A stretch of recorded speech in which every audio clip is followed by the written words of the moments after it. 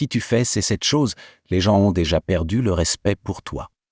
Et le pire, c'est que personne ne te le dira en face. Mais leur comportement parle à leur place. Numéro 1, ils t'interrompent constamment. Tu commences une phrase et on te coupe. Comme si ce que tu dis n'avait pas vraiment d'importance. Au début, tu ignores.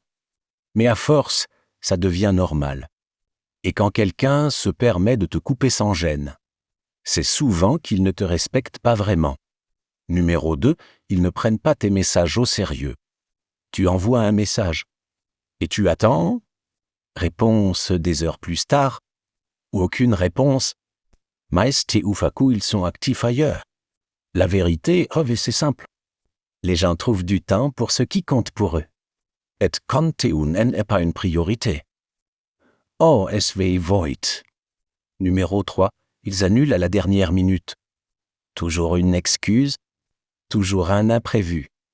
Une fois, ça arrive. 2 fois, ok. Mais quand ça devient une habitude, ce n'est plus un hasard. Quelqu'un qui te respecte ton temps. Quelqu'un qui ne te respecte pas, la gâche pellet. Numéro 4, tu dis toujours oui. Même quand ça te dérange. Même quand tu n'en as pas envie. Tu veux être gentil. Tu veux éviter les problèmes. Mais à force de dire oui à tout, tu montres que tes limites n'existent pas. Et les gens respectent les limites. Pas l'absence de limites. Numéro 5, ils te parlent seulement quand ils ont besoin de toi. Sinon, silenceuse. Personne ne demande comment tu vas. Personne ne t'écrit. Mais dès qu'ils ont un problème, ils savent exactement où te trouver. Ce n'est pas du respect, c'est de l'intérêt. Numéro 6, tu t'excuses pour tout. Pour parler. Pour poser une question. Pour prendre de la place. Tu dis désolé même quand tu n'as rien fait. Et force. Les gens commencent à te voir comme quelqu'un qui doute de lui-même. Et le manque de confiance attire le manque de respect. Numéro 7, tu cherches constamment l'approbation. Tu regardes les réactions. Tu veux être validé.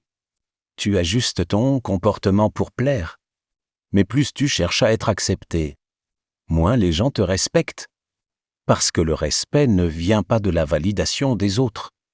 Il vient de la façon dont toi, te respectes. Le problème, ce n'est pas les autres.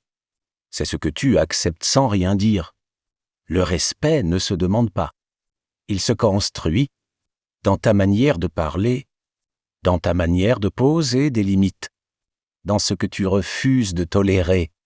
Et tant que tu ne changes pas ça, rien ne changera autour de toi.